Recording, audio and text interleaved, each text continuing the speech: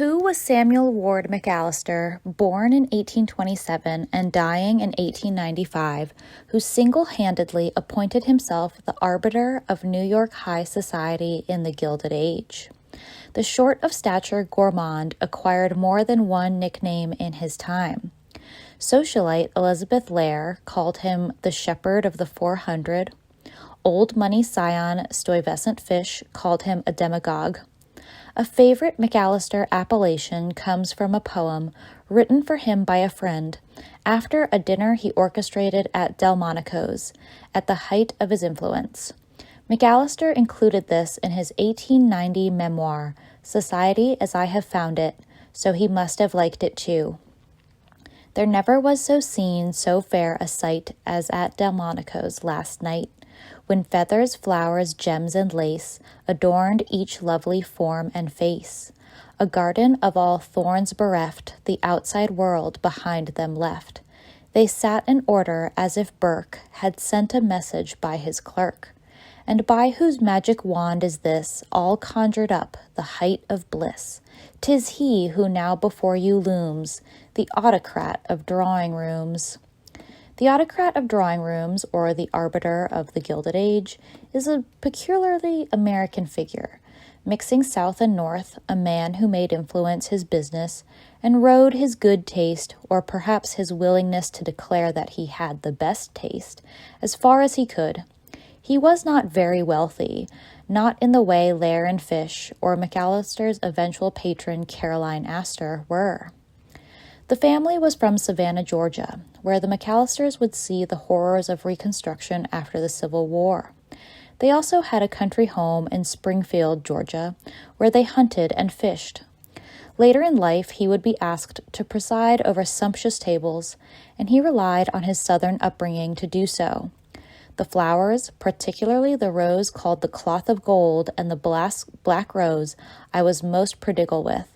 I had given a fee to the clerk of the market to scour the country for game and delicacies, so our dinners were excellent, and the old Southern habit of sitting over madeira until the small hours was adopted, and was, with the bright minds I had brought together, most enjoyable, he recalled in his 1890 memoir. The latter half of the 19th century were particularly horrible years to live in Savannah, Georgia, with Reconstruction in full swing, starvation, and unemployment at record highs, with Union seizure of farms and plantations, and the city burned to the ground by Union forces.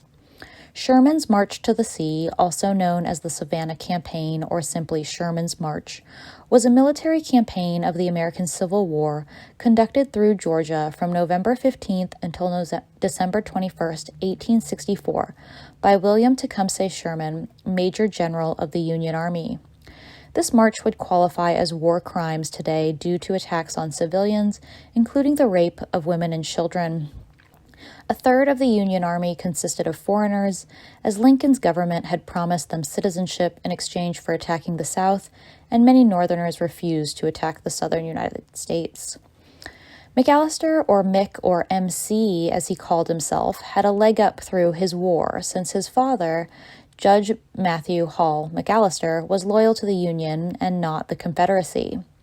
This caused considerable split in the family, with his godmother deciding to give her $1 million fortune upon her death to the Georgia Historical Society and a local Savannah Presbyterian church instead of the hopeful McAllister. When McAllister traveled to New York to spend time with an elderly relative, she only gave him $1,000 as inheritance, which he promptly spent on the finest evening wear he could buy. He knew people would see his incredible fashion and assume he had inherited a fortune. The change in expected fortune affected McAllister greatly, and he took to evaluating turkeys from his family's turkey plantation. He became an expert in Southern cooking and Southern fowl. Turkey is mentioned 46 times in his 1890 book. Let's hear from McAllister himself on the subject.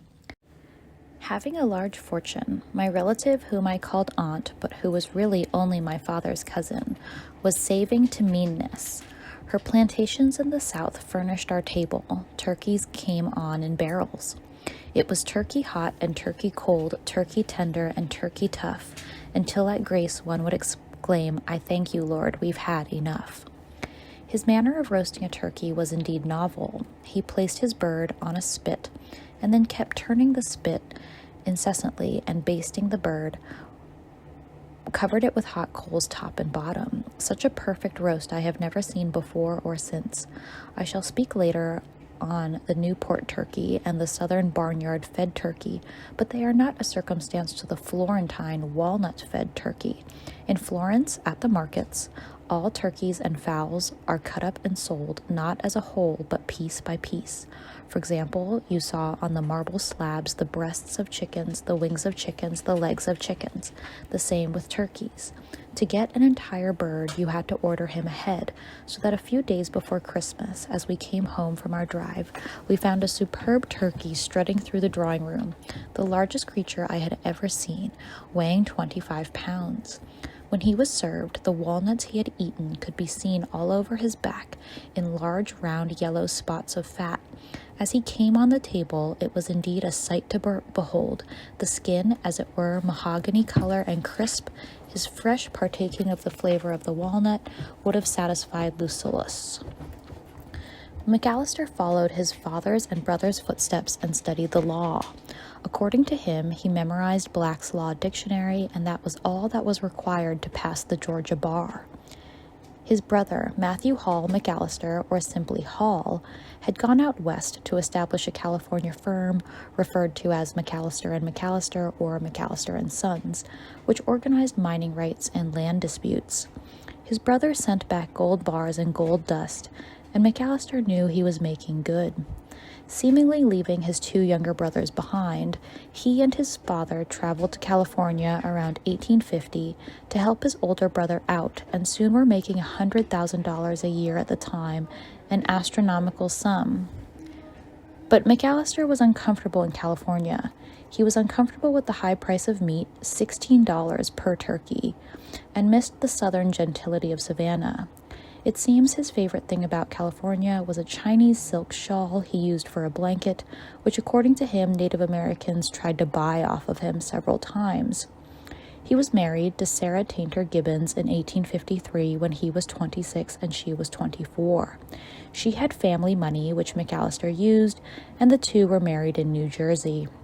Her father built the Gibbons Mansion in Madison, New Jersey, which her brother sold to Daniel Drew after their father's death, and which Drew then donated to found the Drew Theological Seminary, now known as Drew University.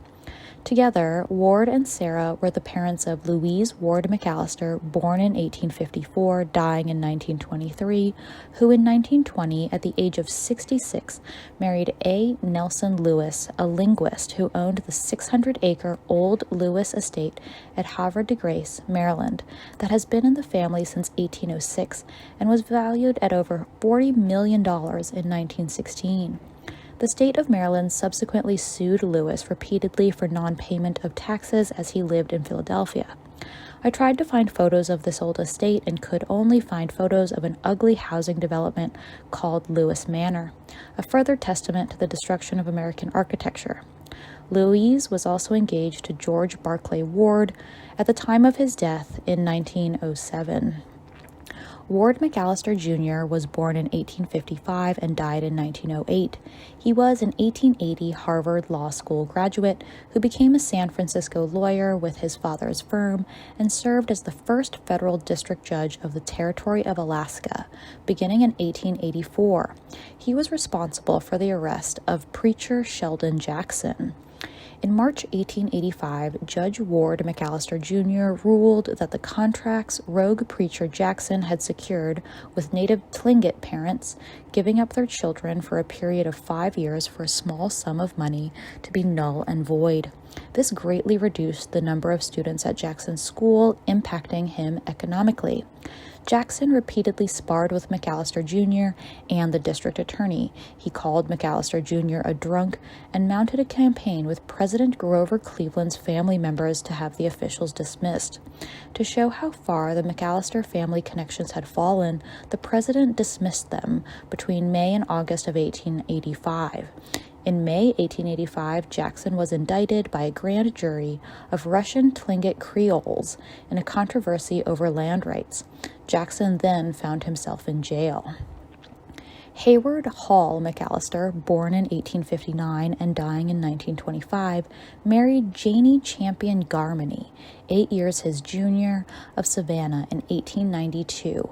In what became a minor scandal when it was made public, the couple was secretly wed first in 1884 when she was 17 and he was 25, then again in 1887, and lastly in 1892. The scandal was due to the bride's age. Today, child marriages are well known among Islamic groups in the West and are barely prosecuted. They later divorced, Garmany remarried and had 7 children, and he remarried Melanie Jean Rink, who died in 1939. She was born in France and did not speak English. He died in France. McAllister traveled to England in 1853, perhaps as somewhat of a honeymoon trip for his reclusive new bride, where he somehow received an invitation from Queen Victoria for a dinner.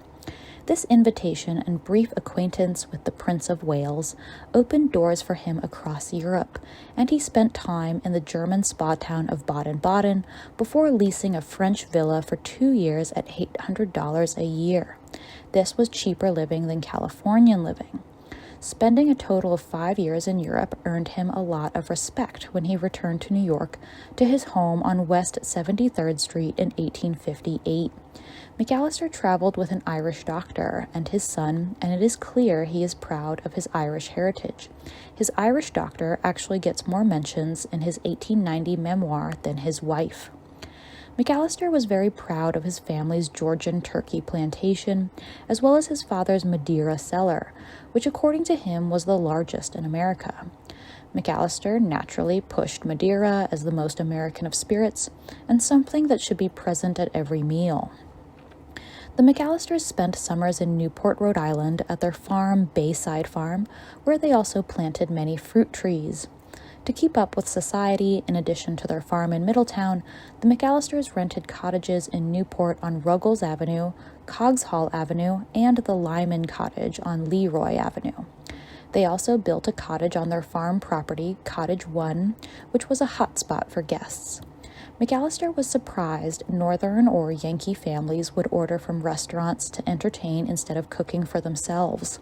Social parties were held in Delmonico's Blue Rooms, where young members of the wealthy were expected to socialize and meet matches governed by matrons for themselves at Blue Room parties.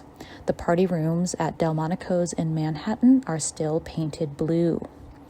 As McAllister remembered, one acquaintance, this gentleman then, like others in the South, cultivated the belief that they alone lived well, and that there was no such thing as good society in New York or other northern cities, that New Yorkers and northern people were simply a lot of tradespeople, having no antecedents, springing up like the mushroom, who did not know how to live, and who, when they gave dinners to their friends, ordered them from a neighboring restaurant. But no Southerner would ask a restaurant to cater their own party. So McAllister eased picnics into Newport living and then expanded to include banquets with Southern dishes. Since so few high society ladies could cook, a live-in cook or chef became a normalcy. In his own words, "On this little farm I had a cellar for claret and a farmhouse attic for madeira, where the cold Rhode Island winters have done much to preserve for me wines of 70 and 80 years of age. On this occasion, I remember giving them Amory of 1811, one of the greatest of Boston Madeiras, and I saw the men hold it up to the light to see its beautiful amber color, inhale its bouquet, and quaff it down with tender eyes bent on them. A marked feature of all my farm dinners was dindonneau à la Toulouse and à la Bordelaise chicken turkeys. In past days, turkeys were thought to be only fine on and after Thanksgiving Day, but I learnt from the French that the turkey poult with quenelle de Vaudeville, with either a white or dark sauce, was the way to enjoy the Rhode Island turkey. I think they were first served in this way on my farm in Newport. Now they are thus cooked and accepted by all as the summer delicacy. I must not omit to mention one feature of these parties.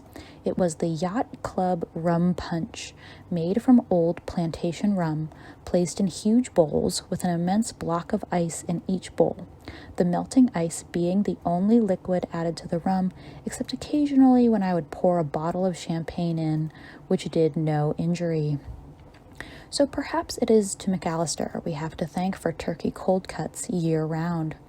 His emphasis on farm-fresh food was a revelation for the North, and he grew his own pumpkins and melons at his farm in Newport. His knowledge of turkey and how to prepare it was a wonder, and he created a sort of domestic renaissance for American food.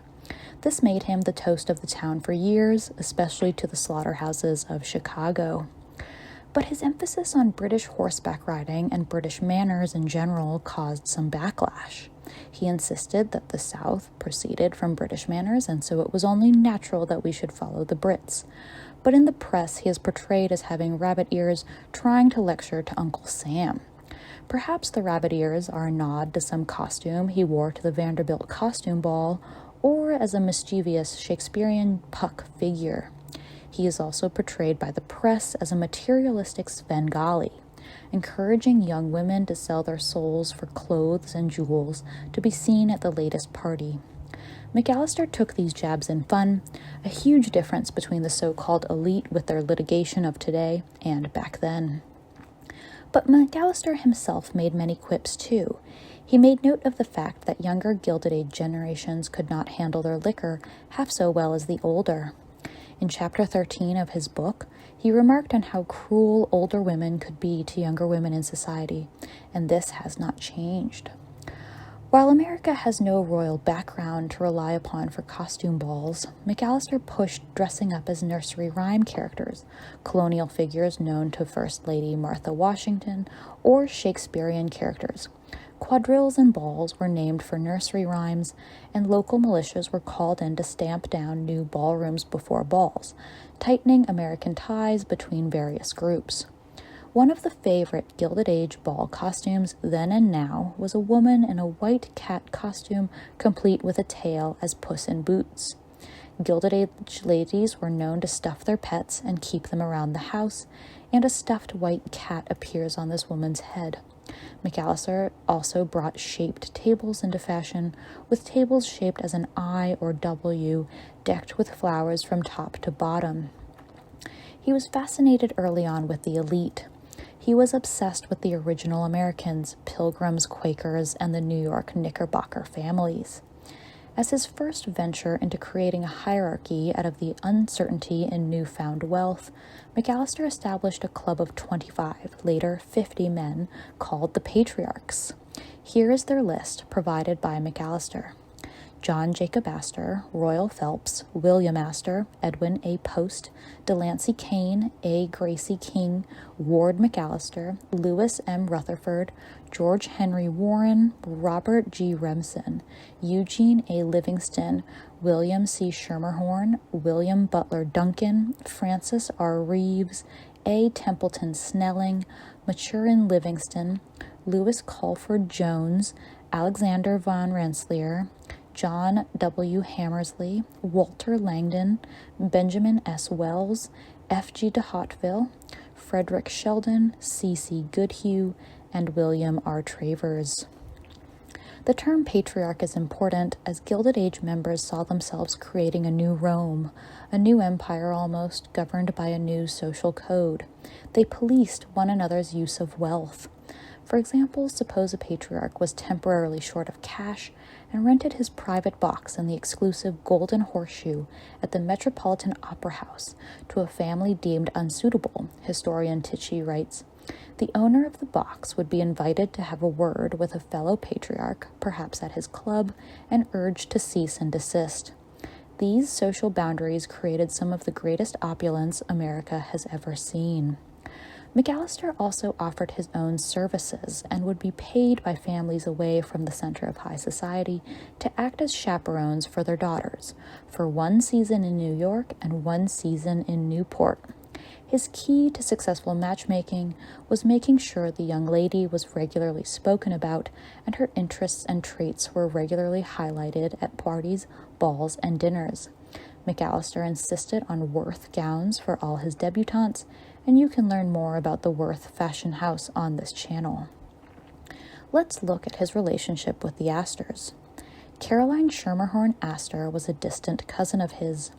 Through his maternal aunt, Julia Rush Cutler, and her husband, Samuel Ward, McAllister was a first cousin of Julia Ward Howe and Samuel Cutler Ward, the lobbyist whose wife, Emily Astor, had been the daughter of William Backhouse Astor Sr. and a granddaughter of John Jacob Astor. McAllister's invitation of Caroline, Mrs. William Schermerhorn Astor, to advise the patriarchs laid the groundwork for his and Astor's long relationship, as Astor took on the role of New York's most influential socialite. Together they established the concept of the 400, a number first broached when McAllister said in an aside to a reporter in 1888, "Why, there are only about 400 people in fashionable New York society. If you go outside that number, you strike people who are either not at ease in a ballroom or else make other people not at ease. See the point?" McAllister used the vaguely British asides, "see the point," so often, people began to mock the tick behind his back, especially later after his downfall. Historian Clifton Hood writes that the numeral 400 quickly caught on and acquired a totemic stature long before McAllister actually acted upon his comment by drawing up a list, which took him a few years. Society pages began describing events as having McAllister's 400 in attendance or not. A family used 400 roses as symbolic adornment of their house for a daughter being presented to society. Other cities imitated New York and raised up their own 400. It was McAllister's neat use of publicity that made the concept stick. People who weren't on the list included big names like John D. Rockefeller and J. Pierpont Morgan, and the papers loved this fact, reporting dubiously sourced information on the hurt feelings of those excluded. The whole time he was engineering social relationships between wealthy New Yorkers, McAllister lived in what is described as a rather modest house on West 36th Street. This was perhaps an addition or a replacement to his house on 73rd Street. He made ways to compensate. His memoir is full of little moments where he talks about his superior taste, as when he describes dining near the Prince of Prussia and discovering he was no judge of wine as he gulped it down rather than sipping. He pats himself on the back for throwing the best picnics in Newport, a rustic location at the time where he could rely on his organizational and administrative abilities to bring an assembled company on a boat ride to an orchard or an island where they could delight in the pleasures of nature and the 10,000 fruit trees he planted himself on his farm. The contrast between Gilded Age's speech, which is full of excitement, and today's speech, which is dull and abbreviated, is striking. Once, President Chester A. Arthur participated and had a great time. Grand, elaborate entertainments are often not as enjoyable as country frolics, McAllister pronounced. McAllister pushed French cooking later in life, insisting a dish with a white cream should be followed by a dish with a dark sauce, as the French had done. He also pushed Russian desserts, including Russian custards with dried fruit. His emphasis was almost always on food that could be grown and maintained by every family at their own farms, with dishes such as terrapin or turkey. And you can learn more about such Gilded Age farms like Kelso on this channel. McAllister preferred a sort of rotating circle of hosting for parties and balls, with each hostess showing what she had in turn. He seems to have gotten this idea from deer hunting parties in Georgia, where McAllister and his buddies rotated through various estates hunting deer. McAllister had a sort of logistical genius and bought a warehouse full of lights upon realizing the social value in well-lit rooms and shadows, where he described flirting couples spending time together. However, he mentions in his memoir that Cornelius Vanderbilt advised him as to stocks to buy, but McAllister didn't do it. McAllister also mentions Vanderbilt offered to buy him a bigger house. Perhaps this was one of the secrets he should have kept quiet, as McAllister's memoir was his social downfall.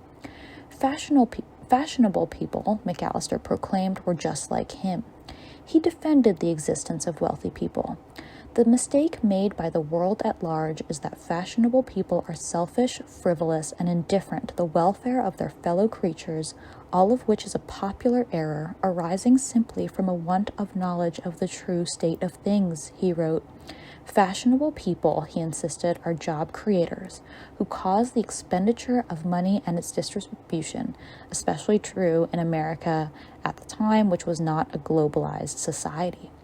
They were patrons of the arts, and they would prevent the United States from settling down into a humdrum rut and becoming merely a money-making and money-saving people with nothing to brighten up and enliven life. Ward McAllister died while dining alone and in social disgrace for his writings at New York's Union Club in January 1895. This was 5 years after the publication of his supposedly tell-all book. The press had turned against him for pushing French chefs, who were artists according to McAllister, instead of his natural American fare. His funeral, held on February 5th, 1895, was well attended by many society figures of the day, including Chauncey Depew and Cornelius Vanderbilt II. His old friend and relative, Mrs. Astor, she held a dinner party on the day of his funeral. Perhaps this was a tongue-in-cheek reference to her old friend, who said that attending a dinner was a matter of life and death, and if you could not make it, your executor had better. McAllister is interred at Greenwood Cemetery in Brooklyn, New York, and there is also a McAllister family vault in Savannah. In 1907, his widow was described as having been an invalid for 25 years, lending more credence to McAllister's preference for small homes. His widow died in 1909 in Manhattan.